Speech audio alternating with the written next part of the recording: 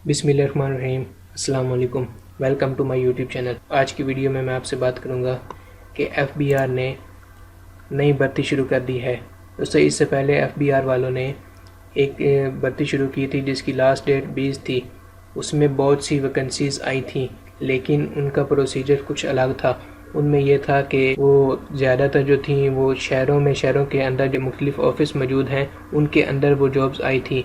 लेकिन ये जो हैं ये ओवरऑल है, ये ओवरऑल पाकिस्तान से आप अप्लाई कर सकते हैं और इसकी जो तैनाती होगी वो भी ओवरऑल पाकिस्तान में किसी जगह भी इनकी किसी भी ऑफिस में हो सकती है। ये एफबीआर की तरफ से अनाउंस हुई हैं।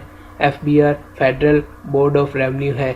ये जो इदारा है ये फेडरल गवर्नमेंट के अंडर काम करता है। मैं आपको इसके मेन पेज पर लेके जाऊंगा और वहाँ पे दिखाऊंगा। इसमें जो वैकेंसीज आई हैं उसमें यूडीसी है, उसके बाद एलडीसी है और उसके बाद डेटा एंट्री ऑपरेटर है, और आपको दिखाऊंगा सारा प्रोसीजर क्या है और इनका मेन जो ऐड है वो भी आपको दिखाऊंगा। तो उसके लिए आप लोगों ने यहाँ पे सिंपली ब्राउज़र ओपन कर लेना है। आप लोगों ने सिंपली यहाँ पे सर्च करना है फाइंड पाक जॉब्स, FIND फाइंड पाक जॉब्स। ये आ गया तो हम इसको एंटर करेंगे। एंटर करने के बाद यहाँ पे पहले नंबर पे जो शो होगा उस पर आप लोगों ने क्लिक करना है। यहाँ पे क्लिक करने के बाद आप लोगों के सामने एक इंटरफेस शो हो जाएगा। ये उसके बाद यहाँ पे जो अपडेट्स हैं वो भी आप पढ़ सकते हैं, लेकिन हम अपने टॉपिक की तरफ आते हैं। यहाँ पे नीचे आप लोगों ने आ जाना है टुडे जॉब्स पे, टुडे जॉब्स अपडेट। तो यहाँ पे जब आप नीचे देखेंगे तो यहाँ पे आपको न्यू एफबीआर जॉब्स 2021 इस पे क्लिक कर देना है। तो जैसे ही आप इस पे क्लिक करेंगे इसके बाद एक न्यू इंटरफेस शो होगा। यहाँ पे आपको इसकी मुकम्मल इन्फॉर्मेशन मिल जाएगी। आप लोग यहाँ से इसको पढ़ सकते हैं कि जो भी अपडेट्स आई हैं। ये 19 सितंबर को पोस्ट हुई थी और इसकी जो लोकेशन है वो पाकिस्तान है, मतलब कि आप ओवरऑल पाकिस्तान से अप्लाई कर सकते हैं। और इसके लिए जो एजुकेशन रिक्वायर है वो है बैचलर, इंटरमीडिएट, मैट्रिक और प्राइमरी। और इसकी जो अप्लाई की लास्ट डेट है वो है अक्टूबर 11, 2021, मतलब 11 अक्टूबर तक आप लोग अपनी एप्लीकेशन है वो सबमिट करवा सकते हैं। वो है federal board of revenue FBR, और इसका जो एड्रेस है federal board of revenue FBR headquarter Islamabad. इसका जो मेन हेडक्वार्टर ऑफिस है वो इस्लामाबाद में है। तो आगे यहाँ पे वो बता रहा है this is the second recruitment notification announced by the FBR during this month. वही बात आ गई कि इन्होंने पहले भी एक जो है नोटिफिकेशन वो अनाउंस किया था और उसके बाद 20 के बाद जैसे ही वो ख़त्म हुई उसके बाद इन्होंने दूसरा नोटिफिकेशन अनाउंस कर दिया है। यहाँ पे नीचे हम देखेंगे कि कौन कौन सी वैकेंसीज आई हैं और उसके लिए हमें क्या क्वालिफिकेशन चाहिए होगी। सबसे पहले तो है असिस्टेंट की है। इसका जो BPS है वो 15 होता है। BPS मतलब पे स्केल जो है वो 15 होता है। और इसके लिए जो डिग्री चाहिए वो बैचलर डिग्री है। और इसके लिए जो उन्होंने एज लिमिट रखी है वो है 33, 25 है और 5 उसके साथ रिलैक्सेशन, और उसके साथ मिला के उन्होंने 33, अगर 33 साल आपकी उम्र है और आपके पास बैचलर डिग्री है तो आप असिस्टेंट के लिए अप्लाई कर सकते हैं। उसके नीचे आ जाता है स्टैटिकल असिस्टेंट। इसके लिए भी उन्होंने बैचलर डिग्री मांगी है और इसके लिए जो एज लिमिट है वो 30 है। 30 साल तक अगर आप हैं तो आप इसके लिए अप्लाई कर सकते हैं और आपके पास अगर बैचलर डिग्री है। उसके बाद जो तीसरे नंबर पे है वो है DEO। इन मजमून में अगर आप लोगों के पास बैचलर डिग्री है और सेकंड क्लास है या सेकंड ग्रेड, मतलब सेकंड डिवीज़न भी चल सकती है, फर्स्ट डिवीज़न होना लाजमी नहीं है, तो आप इसके लिए अप्लाई कर सकते हैं। इसके लिए जो मैक्सिमम एज लिमिट है वो 30 साल है। आगे हमारे पास आती है स्टीनोटाइपिस्ट की। स्टीनोटाइपिस्ट का जो BPS स्केल होता है वो 14 होता है और इसके लिए जो क्वालिफ़िकेशन रिक्वायर होती है वो होती है इंटरमीडिएट। लेकिन उसके साथ एक और चीज़ भी उन्होंने मांगी हुई है, ए minimum speed of 80/40 in short hand typing.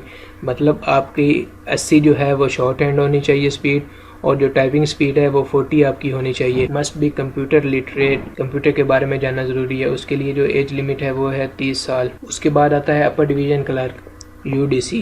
इसके लिए जो तालीम चाहिए वो है इंटरमीडिएट, सिर्फ इंटरमीडिएट। इसके अलावा ना कोई आपको डिप्लोमा चाहिए, ना आपको कोई टाइपिंग स्पीड चाहिए, कुछ भी नहीं चाहिए। सिर्फ इंटरमीडिएट अगर आप लोगों के पास है तो आप UDC के लिए अप्लाई कर सकते हैं। उसके बाद इसकी एज लिमिट जो है वो भी 30 साल है। 25 साल प्लस 5 साल जो है रिलैक्सेशन आपको दी गई है, तो 30 साल अगर है आपके पास, इंटरमीडिएट है, तो आप UDC के लिए अप्लाई कर सकते हैं। इसके लिए किसी तजुर्बे की ज़रूरत नहीं है। उसके बाद है लोअर डिवीज़न क्लर्क LDC। इसके लिए आपको मैट्रिकुलेशन चाहिए, मैट्रिक आपकी होनी चाहिए, और उसके अलावा आपको मिनिमम जो टाइपिंग स्पीड है वो 30 वर्ड पर मिनट चाहिए। अगर आपके पास मैट्रिक है और साथ ये 30 वर्ड पर मिनट स्पीड है तो आप इसके लिए अप्लाई कर सकते हैं। बेहतर है कि अगर आप लोगों के पास कोई ऑफिस मैनेजमेंट या इस तरह का कोई भी डिप्लोमा है या कोई अभी आपने किया हुआ है तो वो भी साथ अटैच कर दें। जरूरी नहीं है, लेकिन आप अगर अटैच कर देंगे तो बेस्ट होगा। उसके बाद फ्राश है, ये इसका BPS स्केल है वो 1 है, यहाँ पे उन्होंने नहीं लिखा हुआ। तो इसके लिए जो तालीम चाहिए वो प्राइमरी पास होगी, और इसके लिए जो एज लिमिट है वो 30 साल है। लिखा हुआ तरीका कि आप लोग किस तरह अप्लाई कर सकेंगे, ये उनका जो ऑफिशियल अनाउंसमेंट की गई है, जो ऑफिशियल ऐड है, तो इसके बारे में हम बात करेंगे। तो यहाँ पे हम देखेंगे कि उन्होंने सबसे पहली जो है वो असिस्टेंट की है। इसका जो BPS है वो 15 है, इसके लिए बैचलर डिग्री चाहिए, और इसकी जो टोटल वैकेंसीज़ हैं वो 22 आई हुई हैं। दूसरे नंबर पे जो स्टीनोटाइपिस्ट है उसकी 28 हैं, और उसके लिए इंटरमीडिएट चाहिए। डिस्ट्रीब्यूशन कोटा है वो आप लोग देख सकते हैं कि कहाँ कहाँ वैकेंसीज आई हुई हैं और कैसे आई हुई हैं, ये आप लोग ऐड पे खुद देख सकते हैं। और तीसरे नंबर पे हमारे पास जो UDC है उसमें जो तालीम है वो इंटरमीडिएट है, और उसकी जो टोटल वैकेंसीज़ हैं वो 5 हैं।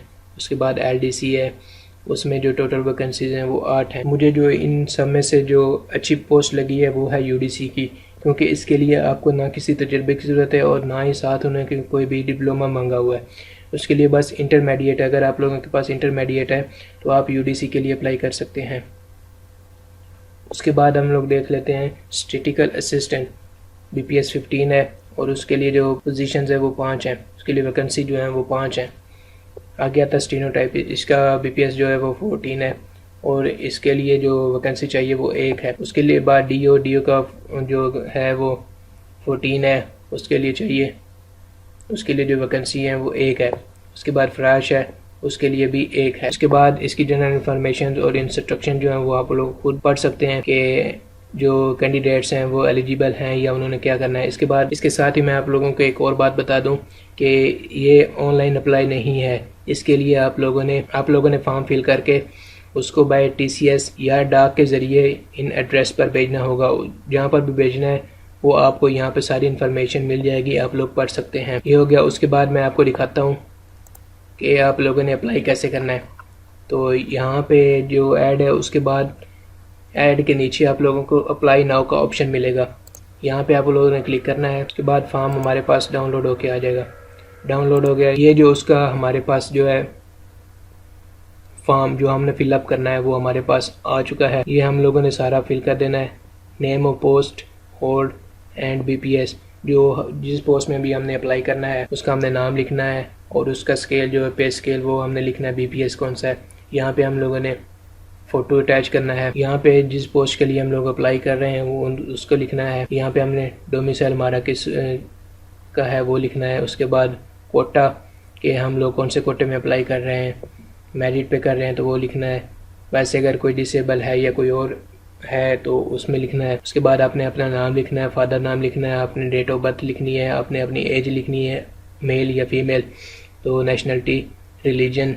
उसके बाद ID कार्ड नंबर जो है आपका वो लिखना है। उसके बाद आप लोगों ने ईमेल एड्रेस देना है, अगर है तो ठीक है, नहीं तो वरना ना भी दें तो इसका कोई निचला मसला होता। उसके बाद आप लोगों ने अपना फ़ोन नंबर देना है, लैंडलाइन अगर है तो, नहीं है तो आप इसे खाली छोड़ दें। उसके बाद मोबाइल फ़ोन, आपने यहाँ पे अपना मोबाइल फ़ोन का नंबर देना है। उसके बाद मेलिंग एड्रेस के वो आपने एड्रेस देना है जिस पर आप रह रहे हैं अभी, जहाँ पे वो आपको मेल कर सकें, या कोई चीज़ अगर डाक या कोई चीज़ आप लोगों ने उन लोगों ने आपको भेजनी है तो वो उस पते पर भेज, वो आपने देना है, परमानेंट एड्रेस। और उसके बाद एजुकेशन जो है वो लिखनी है आप लोगों ने। आपके पास सबसे पहले अगर मैट्रिक है तो मैट्रिक आपने यहाँ पे लिखनी है कि कौन से साल में की। उसके बाद जो डिग्री है उसका नाम लिखना है, मतलब मैट्रिक है। और उसके बाद आप लोगों ने वो कहाँ से की है, कौन से बोर्ड से या कौन सी यूनिवर्सिटी से, उसका नाम लिखना है। उसके बाद मार्क्स जो टोटल हैं और आप लोगों ने जो उसमें से हासिल की हैं, और उसके बाद जो परसेंटेज बनती है। दूसरी डिग्री आप लोगों ने लिखनी है इंटर की, मतलब जितनी है मैट्रिक है, मैट्रिक के बाद अगर इंटर है तो इंटर भी लिखनी है, अगर बैचलर तो बैचलर भी लिखनी है। जितनी आपके पास डिग्रियाँ मौजूद हैं ना वो सारी आप लोगों ने यहाँ पे लिख ली हैं। उनके नाम लिखने हैं, उनका पासिंग ईयर लिखना है, और उसके बाद यूनिवर्सिटी लिखनी है, सभी के मार्क्स भी आप लोगों ने लिखने हैं। और उसके बाद प्रोफेशनल एक्सपीरियंस अगर है तो आप लिख सकते हैं, नहीं है तो इसे खाली छोड़ दें। उसके बाद अगर आप लोगों के पास जो शॉर्ट हैंड और टाइपिंग है, मतलब जो स्टेनोटाइपिस्ट है उसके लिए, या एलडीसी, उन दोनों के लिए टाइपिंग स्पीड मांगी गई है, तो वो आप लोगों ने यहाँ पे लिखनी है। यहाँ पे शॉर्ट हैंड, यहाँ पे टाइपिंग स्पीड, और बाकी जो है यूडीसी के लिए उसके लिए भी नहीं चाहिए, बाकी सब के लिए आप लोगों ने खाली छोड़ देना है। डीओ के लिए भी ये नीचे चाहिए। उसके बाद आप लोगों ने यहाँ पे डेट लिखनी है, वो डेट लिखनी है जिस दिन आप लोग इसको सेंड कर रहे हैं, और उसके बाद यहाँ पे आप लोगों ने अपने सिग्नेचर करने हैं, और इसके साथ आप लोगों ने यहाँ पे 2 तस्वीरें लेके नहीं हैं। 2 तस्वीरों के साथ आप लोगों ने मैट्रिक के, इंटर के वो कागजात लगेंगे, आपके आईडी कार्ड की कॉपी लगेगी, और वो सारी चीज़ें अटेस्टेड होनी चाहिए। वो इसके साथ आप लोगों ने लगाकर आप लोगों ने इसको जो अभी एड्रेस वहाँ पे दिया हुआ है वहाँ पर डाक या टीसीएस के ज़रिए वहाँ पर भेज देनी है। अगर आपको वीडियो अच्छी लगी है तो चैनल को सब्सक्राइब करें और साथ दिए गए बेल आइकन को भी दबाएं, ताकि इस तरह की मज़ीद जॉब से रिलेटेड वीडियोस का नोटिफिकेशन आपको वक्त पर मिल सके। बिस्मिल्लाहिर्रहमानिर्रहीम, अस्सलाम वालेकुम, welcome to my YouTube channel jobs info. आज मैं आप लोगों के लिए इस्लामियात के जो इम्पोर्टेंट एमसीक्यूज़ हैं वो आप लोगों के लिए लेकर आया हूं, और आप लोगों के पेपर में जो हैं इस्लामियात के एमसीक्यूज़ वो इंशाल्लाह इसी में से आएंगे। तो उसके लिए आप लोगों ने इस वीडियो को कंप्लीट देखना है। आज हमारी वीडियो का पार्ट 1 है, और अगर आप लोग दूसरा पार्ट चाहते हैं तो उसके लिए आप लोगों ने चैनल को सब्सक्राइब करना है और साथ दिए गए बेल आइकन को भी दबाना है, ताकि जैसे मैं वीडियो अपलोड करूं आप लोगों को नोटिफिकेशन मिल सके। चलते हैं हमारे आज के पहले क्वेश्चन की तरफ।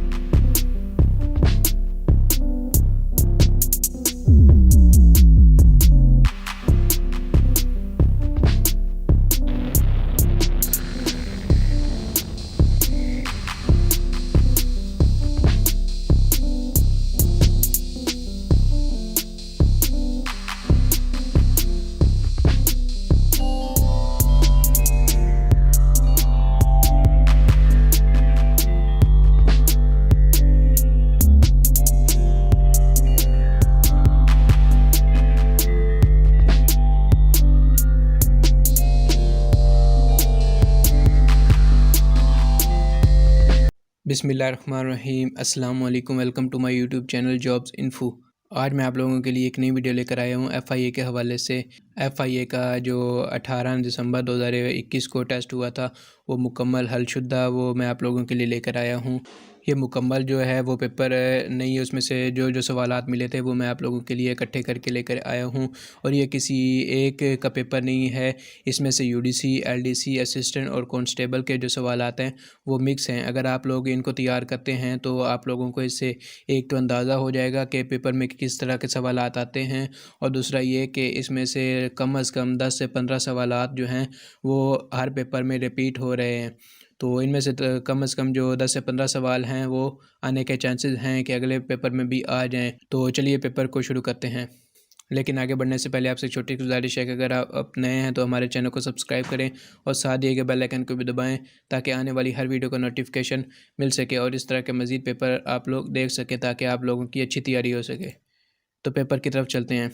तो हमारा जो पहला क्वेश्चन है कि वो है इल्लामा इकबाल वेंट इंग्लैंड, कि इल्लामा इकबाल जो है वो इंग्लैंड कब गए थे। वो 1905 में इंग्लैंड जो है वो गए थे। दूसरा क्वेश्चन है कि ग्रीनविच सिचुएटेड इन, कि ये कहाँ पर वाक़या है।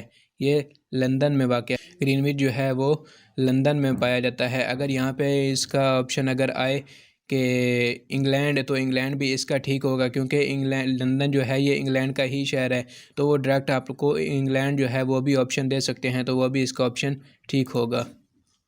क्वेश्चन नंबर 3 है कि Gwadar port is in which province, के गवादर की जो पोर्ट है वो किस सूबे में है, तो वो बलूचिस्तान में है। तो आप लोगों के इस गवादर से ये जो पोर्ट्स हैं इनके रिलेटेड भी आप लोगों को क्वेश्चन आ सकते हैं। आप लोगों ने ये सारी पढ़ लेनी कि कौन सी जो पोर्ट है वो किस सूबे में है और कहाँ वाक़या है। चौथा क्वेश्चन है कि CD स्टैंड फॉर, इसका मतलब होता है कॉम्पैक्ट डिस्क।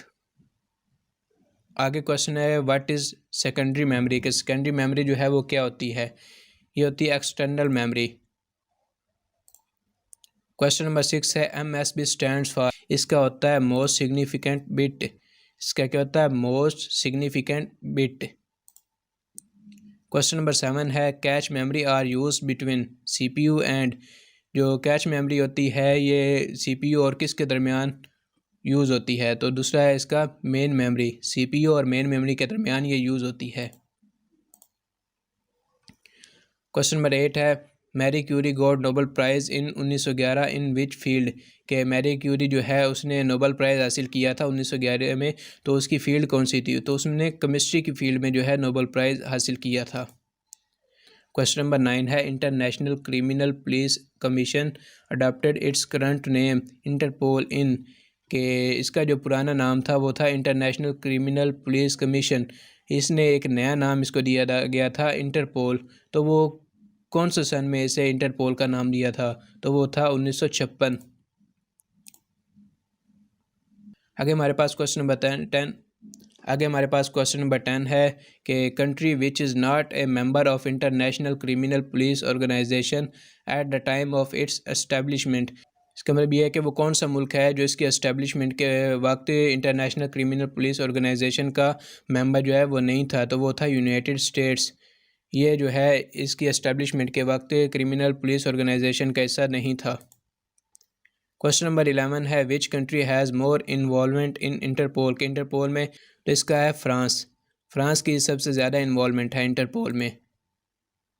नंगा पर्वत हाइट, के नंगा पर्वत की जो हाइट है वो कितनी है, वो 8126 मीटर है। इस तरह के क्वेश्चन जो हैं वो लाजमी तौर पे पेपर में आते हैं। आप लोगों ने इस तरह की जो चोटियां हैं उनको लाजमी तैयार करना है, जिस तरह केटू हो गई, नंगा पर्वत हो गई, इसके अलावा कराक्रम है, इस तरह की और भी कि उनकी लंबाई कितनी है, कौन सी सबसे बड़ी है, इस तरह करके क्वेश्चन और भी आ सकते हैं। तो आप लोगों ने इनको मिस नहीं करना, इनको लाजमी पढ़ना है। आगे है highest pass with 6000 metre height, तो वो कौन सा पास है जिसकी जो हाइट है वो 6000 मीटर है, वो है मुज़दक पास। मुज़दक पास जो है उसकी हाइट जो है वो 6000 मीटर है। आगे है इडियम्स आ जाते हैं हमारे पास, तो वो कह रहे हैं कि इनमें जो इडियम है वो कौन कौन से हैं।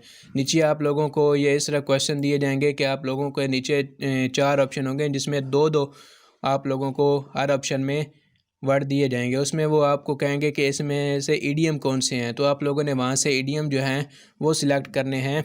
ये इसमें तो एक है, लेकिन इस तरह के और भी सवाल आ सकते हैं, वो कुछ भी कोई भी ईडीएम पूछ सकते हैं, तो आप लोगों ने ईडीएम लाजमी याद करने हैं। इसमें जो स्क्वायर और मील ये आपस में ईडीएम हैं, वहाँ पे आप लोगों ने 3 जो हैं वो डिफरेंट होंगे लफ्ज़, और एक जो होगा वो सही होगा, उसमें दोनों जो हैं वो ईडीएम होंगे शामिल। तो आप लोगों ने जो सही होगा, दोनों जो ईडीएम होंगे उस पर आप लोगों ने टिक लगाना है।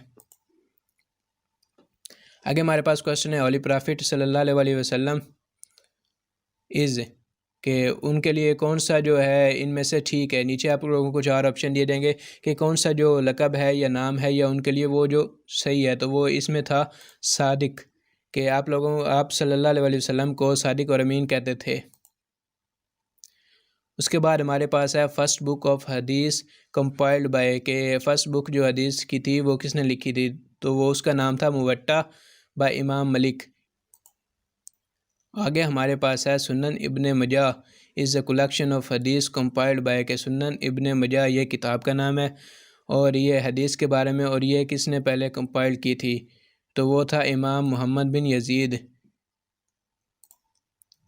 आगे हमारे पास है Pakistan name was coined in 1933 by, के पाकिस्तान का जो नाम था वो किसने तजवीज़ किया था, चौधरी रहमत अली ने। उसके बाद है which movement starts in Bangladesh in 1971, के 1971 में बांग्लादेश में कौन सी मूवमेंट जो है वो स्टार्ट हुई थी, वो थी मक्ती बहिनी, ये मूवमेंट वहाँ पे जो है वो स्टार्ट हुई थी।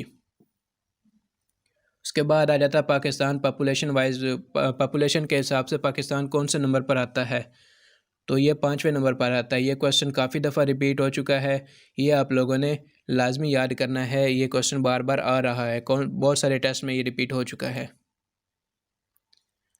Total area of world is, के जो है पूरी दुनिया का टोटल एरिया वो कितना है, वो है 510.1 मिलियन किलोमीटर स्क्वायर। उसके बाद है सिनोनिम ऑफ फोर्टीट्यूड, के आगे आ जाते हैं सिनोनिम और एंटोनिम से बहुत सारे क्वेश्चन आते हैं, या दोनों भी दे सकते हैं या इसमें से एक आता है, तो आप लोगों ने सिनोनिम्स और एंटोनिम्स दोनों याद करने हैं। तो यहाँ पे हम जो टेस्ट में आए हैं वो कुछ डिस्कस करेंगे, लेकिन आप लोगों ने सिर्फ यही नहीं समझने, आप लोगों ने इसके अलावा और भी याद करने हैं। तो पहला जो था वो था फोर्टीट्यूड, इसका क्या है, इसका था करेज और ब्रेवरी। आगे आ जाता है सिनोनिम ऑफ पेसिफाई, पेसिफाई का जो सिनोनिम है वो क्या है, इसका है कॉन्सिलिएट और प्रोपिटिएट। तो इसके ये 2 मीनिंग्स हैं, इसके अलावा और भी हो सकते हैं, अब पता नहीं अगले टेस्ट में वो कौन से देते हैं, तो आप लोगों ने इसका नेट से सर्च कर लेना था कि इसके कौन कौन से जो हैं वो सिनोनिम्स बनते हैं, तो ये आप लोग याद कर लीजिएगा। उसके बाद आ जाता है सिनोनिम्स ऑफ डोंटलेस।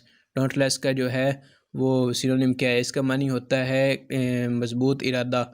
तो उसके हिसाब से इसके जो रिलेटेड मीनिंग्स होंगे वो आप लोगों ने जो मिलते जुलते ज़्यादा से करीब तरीन होंगे उस पर आप लोगों ने टिक लगाना है। तो इसका था फेयरलेस और डिटरमाइंड, इसमें से एक वहाँ पे दिया होगा, मैंने वहाँ आप लोगों के साथ दूसरा इसलिए यहाँ पे लगाया कि ताकि आप लोगों को अच्छे से समझ आ जाए।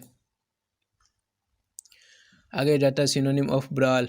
ब्राल का मतलब होता है कि झगड़ा करना, रफली बिहेव किसी के साथ करना। इसका आ जाता है फाइट, स्किरमिश, स्क्रीमेज। तो ये 3 इसके हो सकते हैं, इसके अलावा भी हो सकते हैं। इसके बाद आ जाता है सिनोनिम ऑफ फटीग। फटीग का मतलब होता है थकावट, थकावट से रिलेटेड आप लोगों ने वहाँ पे टिक करना है। इसका आ जाता है टायर्डनेस और एग्जॉशन, इन दोनों का मतलब भी थकावट ही होता है। इसके बाद आ जाता है सिनोनिम्स ऑफ क्रश्ड, कि क्रश्ड का क्या सिनोनिम होता है। इसका मतलब होता है किसी चीज़ को ख़राब कर देना, तबाह कर देना, या उस चीज़ का ज़ाया हो जाना। तो इसमें आता है बूस्टेड, कोलैप्स्ड, क्रैक्ड और डैमेज। ये चारों इसके लिए लग सकते हैं, इसमें से कोई एक वहाँ पे आपका ऑप्शन आ सकता है। उसके बाद आ जाता है सिनोनिम ऑफ हफाजर्ड। हफाजर्ड का सिनोनिम कौन सा है, इसका मतलब है रैंडम। इसका मतलब होता है बेतरतीबी, तो रैंडम भी बेतरतीबी होता है, और अनप्लान्ड इसका ये हो सकता है। उसके बाद आ जाता है फेसबुक फाउंड इन 2004 में फेसबुक जो है। उसके बाद है SRAM यूज्ड फॉर, ये किसके लिए यूज़ होती है, रजिस्टर के लिए। PHP stands for hyper text pre processor. GPO stands for general post office. ये क्वेश्चन आप लोगों ने इसको भी लाजमी ज़हन में बिठा लेना, यह भी आ सकता है किसी और टेस्ट में भी। आगे क्वेश्चन है SSP स्टैंड फॉर, इसका मतलब होता है senior superintendent police. Next question है द करिस्मेटिक लीडर, जो करिस्मेटिक लीडर है वो कौन है, तो वो कायद आज़म है। नेक्स्ट क्वेश्चन है हमारे पास who gave title Quaid Azam to Mohammad Ali Jinnah, कि उसको ये कायद आज़म का जो टाइटल था वो किन्होंने दिया था, तो वो था मौलाना मज़हरुद्दीन शहीद। उसके बाद है हु क्रिएटेड ऑटमन एम्पायर, वो तुर्क थे, तुर्कों ने उसको बनाया था। उसके बाद Sibi is in which province, Sibi जो है वो कौन से सूबे में पाई जाती है, वो बलूचिस्तान में है। आगे आ जाता है deforestation is cause due to, के डिफोरेस्टेशन जो होती है उसकी क्या वजह हो सकती है, उसकी वजह मेन सबसे जो बड़ी वजह है वो है एग्रीकल्चर एक्सपेंशन। के by default your print in, के डिफ़ॉल्ट में जो आप लोगों का प्रिंट होता है वो किस में होता है, वो पोर्ट्रेट मोड में होता है। ये कंप्यूटर से रिलेटेड क्वेश्चन है। उसके बाद SSS स्टैंड्स फॉर, इसका मतलब होता है सोशल सिक्योरिटी सिस्टम। ये क्वेश्चन जो है ये भी काफ़ी टेस्ट में आ चुका है, इसे भी आप लोगों ने गौर करना है। उसके बाद आ जाता है average age of 5 members is, ये 66। ये आप लोगों का क्वेश्चन आया है मैथ से। अब ये पूरा क्वेश्चन तो नहीं था उसको याद जिसने हमें क्वेश्चन दिए थे, लेकिन आप लोग इसका अंदाज़ा वहाँ पे लगा सकते हैं। लेकिन ये जो क्वेश्चन है ये एवरेज से रिलेटेड है, आप लोगों ने एवरेज को लाजमी याद करना है। उसके बाद आ जाता है what is the total actual size of members, कि ये भी उसकी एवरेज से रिलेटेड आ जाता है। वहाँ पे इसका 321 आंसर था, तो ये लिखा आप लोग मैथ को तो आप लोगों ने हल करके वहाँ पे करना है। उसके बाद रेशो से क्वेश्चन थे, उसमें से आ जाता है स्मॉलेस्ट रेशो ऑफ 7 और 21 की जो रेशो है वो कितनी बनती है, तो उसकी 1 और 3 थी। उसके बाद आ जाता है कि पेरीमीटर ऑफ ट्राइंगल, ट्राइंगल का जो पेरीमीटर है वो कितना था, तो उसमें वो तो अब मुख्तलिफ क्वेश्चन वहाँ पे आ सकते हैं, लेकिन आप लोगों को इसका फार्मूला आना चाहिए कि पेरीमीटर जो है वो कैसे निकालते हैं ट्राइंगल के लिए। तो उसका P बराबर A जमा B जमा C, आपको एक एंगल दिया गया होगा और उसमें उसकी मुख्तलिफ वैल्यूज़ दी गई होंगी, तो आप लोगों ने उसका पेरीमीटर मालूम करना है। तो अगर आप लोगों को फार्मूला आता है तो आप लोग किसी किस्म का भी जो पेरीमीटर है वो मालूम कर सकते हैं। उसके बाद पेरीमीटर ऑफ रेक्टेंगल, ये रेक्टेंगल का जो पेरीमीटर है वो कैसे, इसका भी सेम वही तरीका है कि आप लोगों को इसका फार्मूला आना चाहिए। तो आप लोग वहाँ पे जो भी वैल्यू आपको दे दें आप आसानी के साथ इसको हल कर सकते हैं। इसका था P बराबर 2 इंटू L प्लस W, ये लेंथ है और ये विड्थ है, तो ये इसका फार्मूला है। ये रेक्टेंगल और जो है ट्राइंगल, इसके पेरीमीटर से रिलेटेड क्वेश्चन आते हैं, तो पेरीमीटर को आप लोगों ने लाजमी तौर पर तैयार करना है। उसके बाद आ जाता है compare quantity A and B, इससे रिलेटेड जो हैं वो 10 से 12 क्वेश्चन जो हैं वो पेपर में आते हैं कि आप लोगों को दो वहाँ पे दी जाती हैं क्वांटिटीज़ A और क्वांटिटी B, उसमें आप लोगों को मुख्तलिफ़ चीज़ें दी जाती हैं, मुख्तलिफ़ क्वेश्चन होते हैं, उनको आप लोगों ने हल करना होता है। A को भी हल करना होता है और B को भी हल करना होता है। उसके बाद जो उनका आंसर आए उसको आप लोगों ने A और B को आपस में कंपेयर करना होता है कि इसमें कौन सी जो है क्वांटिटी वो बड़ी है। अगर A बड़ी है B से तो नीचे आप लोगों ने उसको सिलेक्ट करना है, अगर B बड़ी हो A से तो आप लोगों ने उसको सिलेक्ट करना है। नीचे आपको 4 ऑप्शन दिए जाएंगे, तो उसके मुताबिक जो सही होगा आप लोगों ने उस पर टिक का निशान लगाना है। इससे रिलेटेड 10 से 12 क्वेश्चन मस्ट आने हैं। तो ये आप लोगों के मुफ्त के नंबर हैं, वहाँ पे आप लोगों को जो एक्स्ट्रा शीट दी जाएगी उस पर आप लोग इसको हल करके इनका आंसर वहाँ पे लगा सकते हैं। तो ये था आज का टेस्ट। उम्मीद है आज की वीडियो आप लोगों को पसंद आई होगी। अगर आप इस तरह की मज़ीद वीडियो चाहते हैं तो हमारे चैनल को सब्सक्राइब करें और साथ दिए गए बेल आइकन को दबाएं ताकि आने वाली ऐसी हर वीडियो का नोटिफिकेशन आपको वक्त पर मिल सके।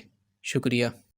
बिस्मिल्लाहिर्रहमानिर्रहीम, अस्सलाम वालेकुम, welcome to my YouTube channel jobs info. आज मैं आप लोगों के लिए एक नई वीडियो लेकर आया हूँ। FIA का जो पेपर है वो मोस्टली जो है वो सिर्फ़ और सिर्फ 3 सब्जेक्ट्स में से आ रहा है, और अगर आप लोग ये 3 सब्जेक्ट्स क्लियर कर लेते हैं तो इंशाल्लाह आप लोग टेस्ट में पास हो जाएंगे। लेकिन मैं आप लोगों को उसके साथ बाकी भी बताऊंगा कि आप लोगों ने बाकियों में क्या करना है। इसमें मैं आपको ये भी बताऊंगा कि आप लोगों ने इन 3 जो सब्जेक्ट्स हैं इसमें कौन कौन से टॉपिक्स तैयार करने हैं। आप लोग ये एक दिन में भी तैयार करके FIA की जो है अच्छी तैयारी कर सकते हैं। तो आपको हर एक चीज़ इस वीडियो में मैं बताऊंगा, तो उसके लिए आप लोगों ने वीडियो को एंड तक लाजमी देखना है। किसी भी पार्ट को आप लोगों ने स्किप नहीं करना, नहीं तो आप लोगों को समझ नहीं आएगी।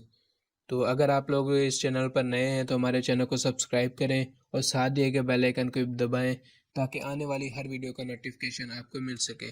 अगर आप लोग टेस्ट की तैयारी करना चाहते हैं उनके मुताबिक जो वीडियोस हैं वो दूसरे चैनल पर अपलोड हो रही हैं। अगर आप लोग उससे तैयारी करना चाहते हैं तो उसका लिंक मैं आपको डिस्क्रिप्शन में दे दूंगा, आप लोग उसे विज़िट कर सकते हैं और अपनी तैयारी कर सकते हैं। तो चलिए आज की वीडियो की तरफ चलते हैं। तो इसमें मैंने आपको बताया कि जो FIA का पेपर है वो मोस्टली इन 3 सब्जेक्ट्स में से आना है। तकरीबन 60+ जो पेपर है वो इन्हीं 3 सब्जेक्ट्स में से आ रहा है।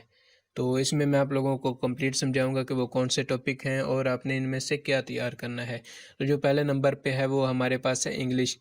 जो इंग्लिश में है, इंग्लिश में से भी जो है पेपर वो मैक्सिमम आएगा। उसके अलावा दूसरे नंबर पे जो है वो है हमारे पास मैथ। मैथ में से भी जो पेपर है वो ज़्यादा आएगा। और तीसरे नंबर पर हमारे पास जो चीज़ है वो है कंप्यूटर। कंप्यूटर में से भी बहुत ज़्यादा सवालात जो हैं वो पेपर में आए हैं। तो चलिए इनकी एक एक करके मैं आपको बताता हूँ कि आप लोगों ने इनके आगे कौन कौन से टॉपिक करने हैं जिनमें से जो MCQs हैं वो आ सकते हैं। और इसके अलावा जो जनरल नॉलेज है, पाक स्टडी है, इस्लामियात है, और उसके अलावा जो है इनमें से बहुत कम क्वेश्चन आ रहे हैं, लेकिन जो हैं वो कम आ रहे हैं। मतलब इसका इतना नहीं, अगर आप लोग सिर्फ ये 3 ही कर लेते हैं तो आप लोगों के 60-70+ जो है मार्क्स वो आ सकते हैं। सबसे पहले जो है वो इंग्लिश की बात करते हैं कि इंग्लिश में कौन से टॉपिक आएंगे। तो हमारे पास जो पहले है वो है प्रेपोजिशन। आप लोगों ने प्रेपोजिशन को अच्छे तरीके से तैयार करना है। एक बात और आपको बता दूं कि आप लोगों ने इससे मुताबिक जो है MCQs नहीं करने याद। आप लोगों ने प्रेपोजिशन को समझना है कि ये प्रेपोजिशन होती क्या है, इसको कैसे हल करते हैं। तो अगर आप लोगों को यह तैयार करना आ गया कि प्रेपोजिशन को हम कैसे हल करते हैं, तो आप लोग जो FIA का टेस्ट है उसमें चाहे प्रेपोजिशन से रिलेटेड जितने भी जिस टाइप के मर्जी क्वेश्चन आ जाएं तो आप लोग उसे हल कर लेंगे। शर्त यह है कि आप लोगों को प्रेपोजिशन को हल करना आना चाहिए। इसके बाद हम बात करते हैं एंटोनिम्स की। एंटोनिम्स को भी आप लोगों ने तैयार करना है। और उसके बाद आ जाता है सिनोनिम्स। सिनोनिम्स को भी आप लोगों ने अच्छी तरह से तैयार करना है। सिनोनिम्स उसके बाद आ जाता है पैराग्राफ। इसमें आप लोगों को एक पैराग्राफ दिया जाएगा, आप लोगों ने उसे पढ़ना है और उसके नीचे आप लोगों को 4 ऑप्शन दिए जाएंगे। उसमें से आप लोगों ने ये करना वो ये आपसे पूछ सकता है क्वेश्चन में कि ये जो ऊपर पैराग्राफ दिया गया है इसमें जो है राइटर उसका मेन थीम क्या है। वो आगे आपको 4 ऑप्शन दिए होंगे। जैसे ही आप लोग पैराग्राफ को पढ़ेंगे आपको उसमें से सारा कुछ समझ में आ जाएगा। ये इंतहाई आसान है और मुफ्त के नंबर हैं। तो ये आप लोगों ने कॉन्सेप्ट क्लियर कर लेना है कि पैराग्राफ को कैसे हल करते हैं, इसमें क्या चीज़ें देखनी होती हैं। तो पैराग्राफ आप लोग ना भी याद करें तो ये आपको वहाँ से देखकर आ जाएगा, इसमें कोई इतनी मुश्किल बात नहीं है। इसके अलावा वो ये भी पूछ सकते हैं कि इसमें नीचे ऊपर में एक लाइन वो उठा लेंगे और नीचे 4 ऑप्शन आपको दिए जाएंगे और उसमें से बताएंगे कि कौन सी जो लाइन है या कौन से जो है सेंटेंस वो इस पैराग्राफ के मुताबिक है। तो इस पैराग्राफ से मिलती जुलती चीज़ें वो आपसे पूछ सकते हैं। इसके बाद आ जाता है नरेशन। नरेशन से रिलेटेड भी आप लोगों के क्वेश्चन जो हैं वो आएंगे, आप तो ये भी आप लोगों ने तैयार कर लेनी है। उसके बाद आ जाता है करेक्ट द सेंटेंस। आप लोगों को वहाँ पे कुछ सेंटेंस दिए जाएंगे और आप लोगों ने उसको करेक्ट करके नीचे आप लोगों को 4 ऑप्शन दिए जाएंगे कि इनमें से इस सेंटेंस का जो करेक्ट है वो कैसे इसको लिखेंगे। तो आप लोगों ने उसमें से एक पर टिक लगाना है जो आपको सही लगे। तो ये भी आप लोगों ने अच्छे तरीके से तैयार करना है। दूसरे नंबर पे हमारे पास आ जाती है मैथ। मैथ में कौन कौन से टॉपिक होंगे। मैथ इस FIE के टेस्ट के हवाले से बहुत ही इम्पोर्टेंट है। इसको आप लोगों ने हरगिज़ नहीं मिस करना, इसको आप लोगों ने लाजमी तैयार करना है। इसमें आप लोगों को इम्पोर्टेंट टॉपिक बताता हूँ कि इसमें कौन कौन सी चीज़ आनी है। तो इसमें सबसे पहले जो है वो रेशो के क्वेश्चन आएंगे।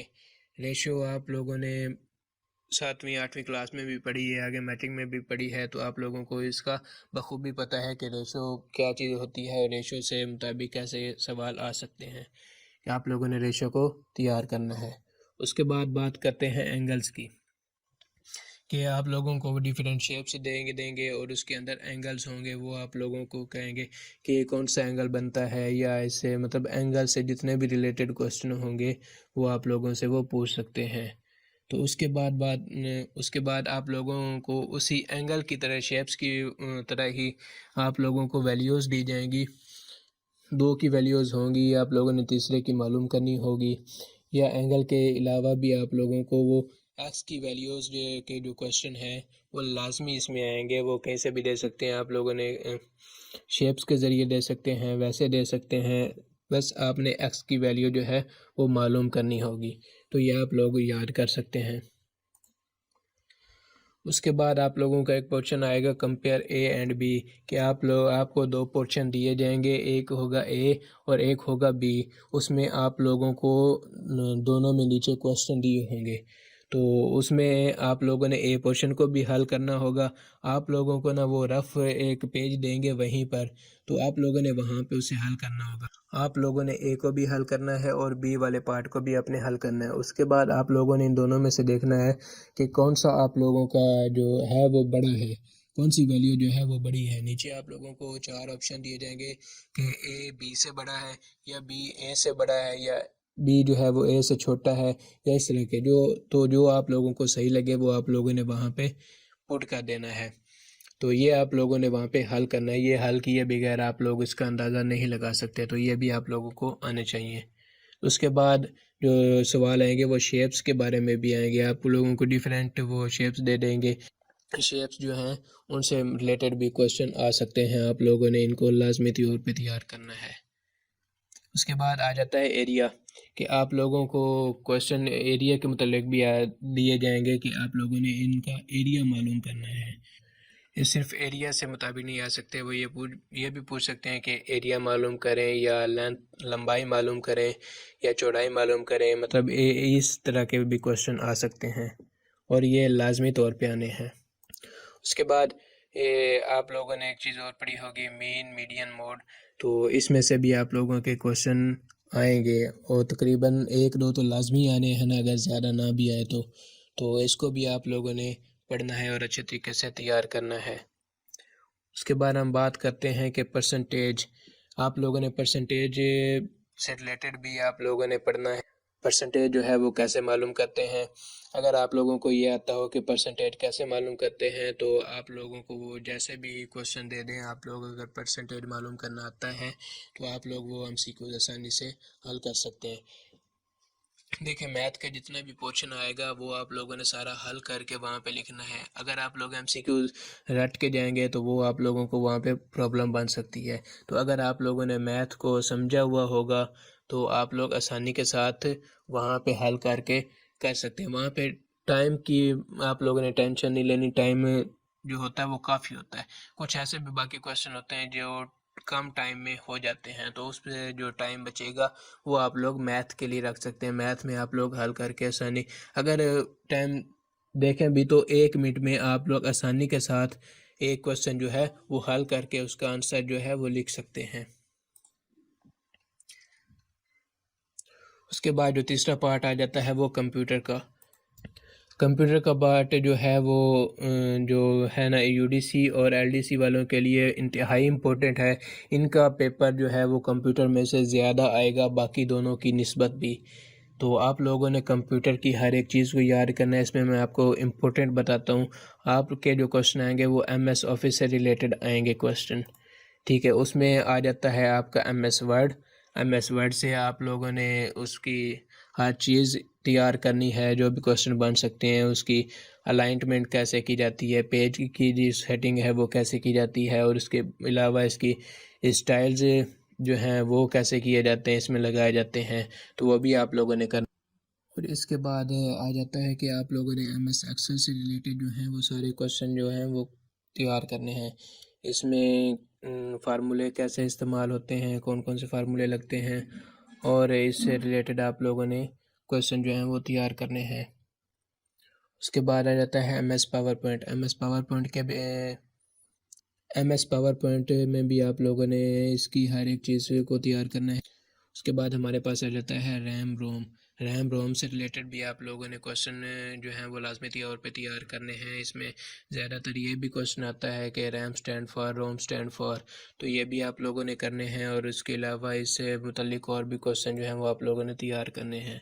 उसके बाद हमारे पास आ जाता है कंपोनेंट्स ऑफ कंप्यूटर में के जो हैं वो कंपोनेंट्स, उसमें हार्डवेयर सॉफ्टवेयर भी आ जाता है, और आपने सीपीयू, प्रोसेसर, इस तरह की चीज़ें जो है, मदरबोर्ड, इनको लाजमी तौर पे जो है वो पढ़ना है। इसमें से क्वेश्चन आ सकते हैं। उसके बाद आ जाता है शॉर्टकट कीज़।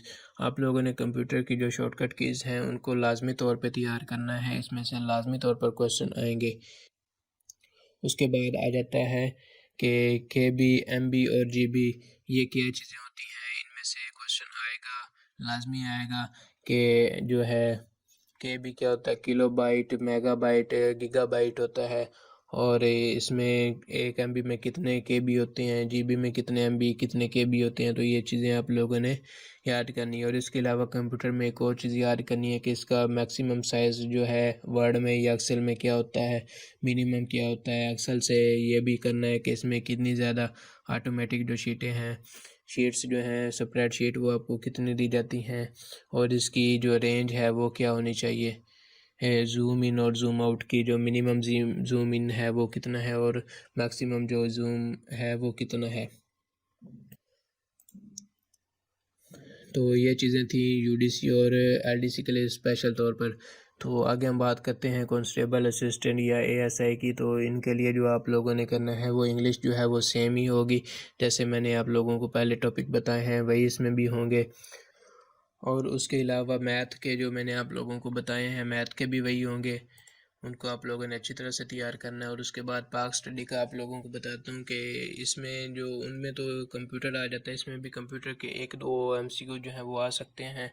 हो सकता है वो ना दें, लेकिन हो सकता है वो भी दें। तो आपने कंप्यूटर को भी हल्का फुल्का पढ़ना है, कांस्टेबल और ये असिस्टेंट और ASI वालों ने। तो पाक स्टडी का आप लोगों ने करना है, कायद-ए-आज़म के जो 14 नकात हैं वो भी याद करने हैं आप लोगों ने। इसकी जो इम्पोर्टेंट डेट्स हैं वो भी याद करनी है। इसमें जो इंग्लिश और मैथ के बाद पाक स्टडी, GK और इस्लामियात का पोर्शन आएगा, वो भी काफ़ी हद तक आता है, लेकिन ज़्यादा इसमें यही आएगा। तो ये जो पाक स्टडी और GK इन्हीं में से दूसरे पेपर में भी आ सकते हैं, UDC और LDC के में भी। तो GK में आप लोगों ने इम्पोर्टेंट जो है वो रिवर करने हैं, डैम्स करने हैं, उनकी रेंज कितनी है या कितनी उनका है कैपेसिटी, वो भी आप लोगों ने सारी चीज़ें इस तरह की करनी है, मेन इम्पोर्टेंट। उसके बाद आ जाता है इस्लामियात में आप लोगों ने गज़वात से रिलेटेड क्वेश्चन करने हैं कि कितनी गज़वात हैं, गज़वा बदर, गज़वा खंदक, ये इनके सब के नाम याद करने हैं, इनकी डेट्स याद करनी है। और इसके अलावा आपने आप सल्लम की ज़िंदगी के बारे में क्वेश्चन भी याद करने हैं, उनमें से भी आ जाएंगे। उसके बाद आप लोगों ने जॉब रिलेटेड जो FIA एक्ट है वो भी करने हैं। इसमें से 10 या 12 जो सवाल हैं वो इसमें लाजमी आएंगे, उसमें से भी आ सकते हैं, UDC और LDC में भी, और इनके पेपर में भी आने हैं। ये 10 से 12 इसमें मस्ट आने हैं। उसमें ये होगा कि FIA क्या होता है, या इसका मुखफ़फ़ क्या है, उसके बाद इसका जनरल कौन है, या इसके अंडर कौन सा इदारा काम करता है, तो इससे रिलेटेड मिलते जुलते या इसका काम क्या होता है। तो ये आप लोगों ने चीज़ें अच्छे तरीके से तैयार कर लेनी है। ये आपको अवेलेबल हो जाएंगी, आप लोग किसी वेबसाइट पर भी जाके आप लोग इसको तैयार कर सकते हैं। तो ये थी आज की वीडियो। और अगर आप लोग इन क्वेश्चन को अच्छे तरीके से तैयार करते हैं तो आप लोग अच्छे नंबर से पास हो जाएंगे। जो उन्होंने सिलेबस दिया है उसमें से बिल्कुल भी पेपर नहीं आना, वो तो इतना ज़्यादा है। आप लोगों ने जस्ट इन चीज़ों को, बेसिक चीज़ों को याद करना है, और इंशाल्लाह आप लोगों का पेपर इसी में से ही आएगा और पास हो जाएंगे आप। तो उम्मीद है आज की वीडियो आप लोगों को पसंद आई होगी। अगर वीडियो पसंद आई है तो वीडियो को लाइक करें, चैनल को सब्सक्राइब करें और साथ ही एक बेल आइकन को दबाएं ताकि आने वाली हर वीडियो का नोटिफिकेशन आपको मिल सके। शुक्रिया। अस्सलाम वालेकुम, welcome to my YouTube channel. ASF airport security force ने बहुत बड़ी भर्ती की अनाउंसमेंट कर दी गई है। तो इसके लिए क्या क्राइटेरिया होगा, कौन कौन सी जॉब्स आई हैं और कैसे अप्लाई करना है, ये सारा प्रोसीजर आपको मैं इस वीडियो में बताऊंगा। तो उसके लिए आपको वीडियो को कंप्लीट देखें। तो चलिए शुरू करते हैं। लेकिन आगे बढ़ने से पहले आपसे एक छोटी सी गुजारिश है कि आप लोगों ने अगर हमारा चैनल सब्सक्राइब नहीं किया तो चैनल को सब्सक्राइब करें और साथ ही के बेल आइकन को भी दबाएं ताकि आने वाली हर वीडियो का नोटिफिकेशन आप तक पहुंच सके। तो चलिए शुरू करते हैं। तो इसमें आ जाता है सबसे पहले एएसआई की वैकेंसी आई है। इसमें जो टोटल तादाद है वो है 113। इसमें जो कोटा है उसमें जो जनरल मेरिट पर है वो 9 है। पंजाब में जो है वो मेरिट पर 48 हैं, ख़वातीन के लिए 6 है और अक़लियत के लिए 3 है। सिंध में जो 2 इलाके हैं उनमें मेरिट पर 11 है, ख़वातीन के लिए 1, अक़लियत पर 1। और आगे जो है सिंध शहरी उसमें मेरिट पर 6 है, ख़वातीन के लिए 1 है, अक़लियत 1 है। उसके बाद केपीके में मेरिट पर 11 है, ख़वातीन के लिए 1, अक़लियत में 1। बलूचिस्तान मेरिट 5, अक़लियत 1। सबका फटा जो है उसमें मेरिट जो है वो 3 है। गिलगित बल्तिस्तान में मेरिट पर 1 है, आज़ाद जम्मू कश्मीर मेरिट पर 3 है। और इसके लिए जो तालीमी काबिलियत है वो इंटरमीडिएट या उसके मसावी है। और इसके लिए जो उम्र की हद है वो 18 से 30 साल है। और ये जो जिस्मानी मेयार है ये सिर्फ यूनिफॉर्म असामी के लिए है, जो ये ऊपर वाली है। इसमें ये 3 है जो यूनिफॉर्म असामियाँ, एएसआई की, कारपोरल की और उसके बाद कारपोरल ड्राइवर की, ये यूनिफॉर्म असामियाँ। बाकी जो हैं वो सिविल असामियाँ हैं। एएसआई के बाद जो दूसरे नंबर पे है वो है कारपोरल। इसमें जो अप्लाई कर सकते हैं वो मर्द और ख़वातीन दोनों कर सकते हैं। इसका जो बीपीएस स्केल है वो 7 है। इसके लिए बहुत ज़्यादा वैकेंसीज अनाउंसमेंट की गई हैं। इसके लिए जो तालीम है वो मैट्रिक या उसके मसावी, मैट्रिक के मसावी है, तो आप इसके लिए अप्लाई कर सकते हैं। उसके बाद इसके लिए जो उम्र है वो 18 से 30 साल है। इसके लिए आपको जो तालीम है वो मैट्रिक चाहिए। उसके बाद आपके पास से लाइसेंस होना चाहिए, LTV, HTV, PSB। तजर्बा और महारत को तरजीह दी जाएगी। और इसके लिए भी जो एज लिमिट है वो 18 से 30 साल है। स्टीनोटाइपिस्ट है, इसका बीपीएस स्केल जो है वो 14 है। इसीलिए मर्द और ख़वातीन दोनों अप्लाई कर सकते हैं।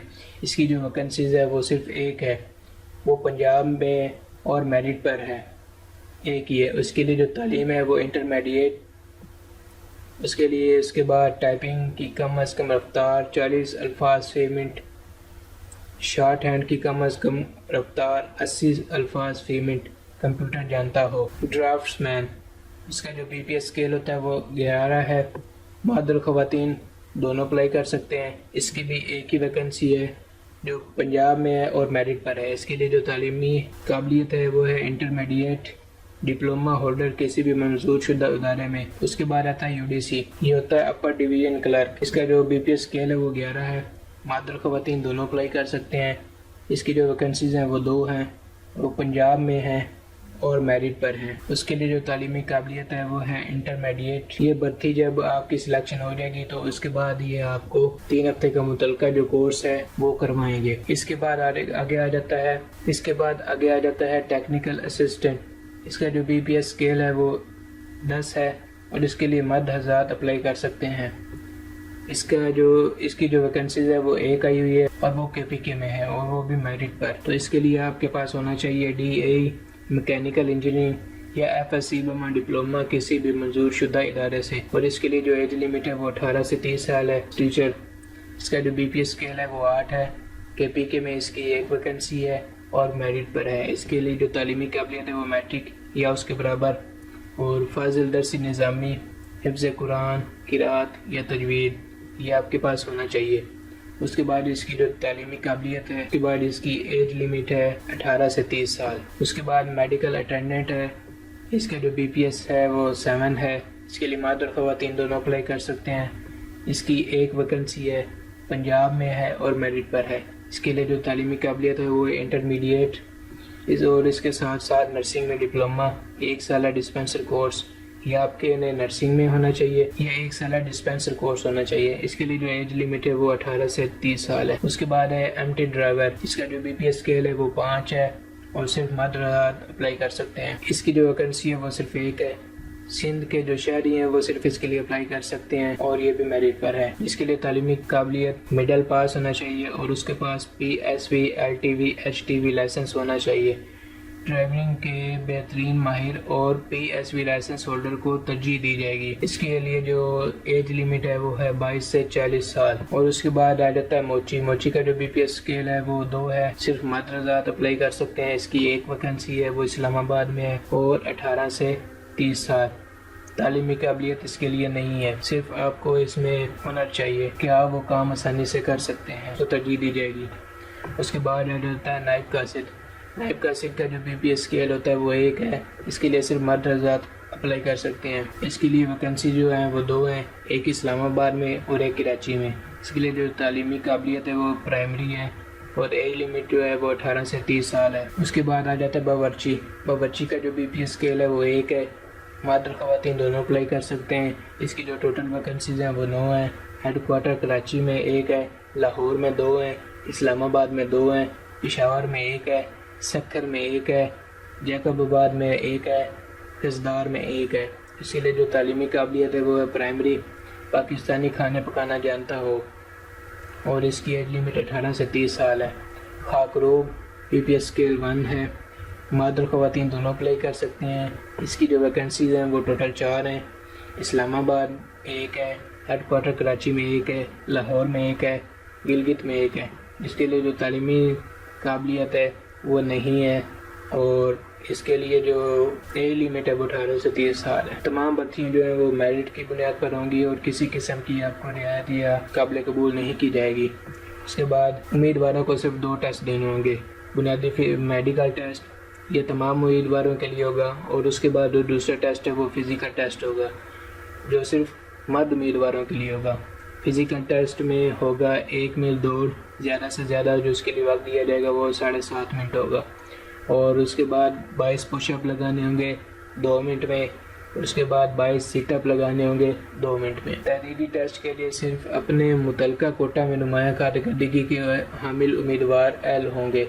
उसके बाद जो प्रैक्टिकल टेस्ट होगा वो इन पोस्टों के लिए स्टेनोटाइपिस्ट के लिए, ड्राफ्ट्समैन के लिए, LDC के लिए, कारपोरल ड्राइवर के लिए, MT ड्राइवर के लिए, टेक्निकल असिस्टेंट के लिए, मोची बावर्ची खाकरूब उम्मीदवारों के लिए होगा। और उसके बाद इंटरव्यू के लिए एक खाली समय पर 5 नुमाया कारकर्दगी के हामिल उम्मीदवारों को बुलाया जाएगा। मतलब ये कि एक जो खाली असामी होगी उसके लिए 5 होंगे, तो टोटल असामी को आप अंदाज़ा लगा सकते हैं कितनी है और उस हिसाब से फिर आप उनको 5 से ज़रब दे देंगे तो आपको पता चल जाएगा कि टोटल कितने, तो उसके लिए बंदे वो सिलेक्ट करेंगे और उन 5 में से फिर वो हर वैकेंसी के लिए एक आगे इंटरव्यू में से चुनेंगे। asf.gov.pk की वेबसाइट से डाउनलोड करना है और उसके बाद जो फॉर्म है वो पूरा करना है। उसके बाद अपनी जो 2 तस्वीर होंगी उनको आपने तस्दीक करवाना है। उसके बाद कौमी शनाख्ती कार्ड जो है उसकी एक कॉपी होगी, उसको भी आपने करवाना है तस्दीक। डोमिसाइल को भी आपने तस्दीक करवाना है, अटेस्टेड करवाना है। उनके रिज़ल्ट कार्ड या सनद वगैरह जो भी है वो भी अटेस्टेड होनी चाहिए। उसके बाद आ जाता है कि उम्मीदवारों के लिए इब्तदाई जो फिज़िकल और मेडिकल टेस्ट होगा वो उनके जो मराकज़ होंगे वो ये इन शहरों में आपके होंगे। पहले नंबर पे कराची है, इस्लामाबाद, लाहौर, मुल्तान, फैसलाबाद, सियालकोट, पेशावर, क्वेटा, गिलगित, चित्राल, सक्खर, नवाबशाह, DI खान, सकर्दू, गवादर। ये जो शहर उन्होंने बताए हैं, इन शहरों के अंदर भर्ती के जो मराकज़ हैं वो मुनक्किद किए जाएंगे फ़िज़िकल और मेडिकल टेस्ट के लिए। तो आपको जो भी करीब आपके लगे आप उस पर कर सकते हैं। एक से ज़्यादा असामियों की दरख्वास्त देने के लिए अलग अलग रजिस्ट्रेशन फॉर्म डाउनलोड करके अलग अलग अरसाल करना होगा। जो अफवाज की रिटायर्ड अशखास है उसकी उम्र की हद में 5 साल या असर सर्विस जो भी हो रियायत दी जाएगी और वो सरकारी मुलाजमीन बशमूल कॉन्ट्रैक्ट मुलाजमीन जिनकी सर्विस 2 साल हो उन्हें उम्र की हद में 55 साल की उम्र तक 10 साल की रियायत दी जाएगी।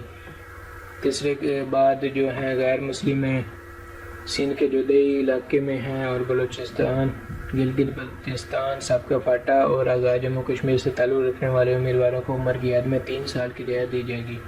उसके बाद दौरान मुलाजमत इंतकाल करने वाले सिविल सरकारी मुलाजमीन की बेवाओं, बेटों और बेटियों को सबूत फराहम करने की सूरत में उम्र की हद में 5 साल की रियायत दी जाएगी। उसके बाद जो उम्मीदवार मनज्जा बाला 2 या 4 कैटेगरी में से एक से ज़्यादा के अहल होंगे तो उन्हें सिर्फ एक ही कैटेगरी के तहत उम्र की बालाई हद में रियायत हासिल होगी। उसके बाद हमला ख़वातीन दरख्वास्त ना दें। एक बात और आपको बता दूं कि अभी इसकी सिर्फ अनाउंसमेंट उन्होंने की है, उन्होंने सिर्फ ऐलान किया, लेकिन उन्होंने अभी इसका जो ऑफिशियल ऐड है वो उन्होंने अभी शो नहीं किया। मतलब कि उन्होंने कहा है कि ये कमिंग सून जॉब्स हैं, ये अभी जॉब्स आने वाली हैं, ये अभी आई नहीं हैं। इसीलिए उन्होंने पहले बताया कि आप इनकी तैयारी मुकम्मल शुरू कर दें। और ये असामियाँ कब आएंगी? ये नवंबर के पहले हफ्ते में आने के चांसेस बहुत ज़्यादा हैं। उन्हें ये बताया है कि नवंबर के जो पहले हफ्ता है ऑफिशियल जो ऐड है वो आ जाएगा। तो नवंबर के पहले हफ्ते में आप चेक कर सकते हैं।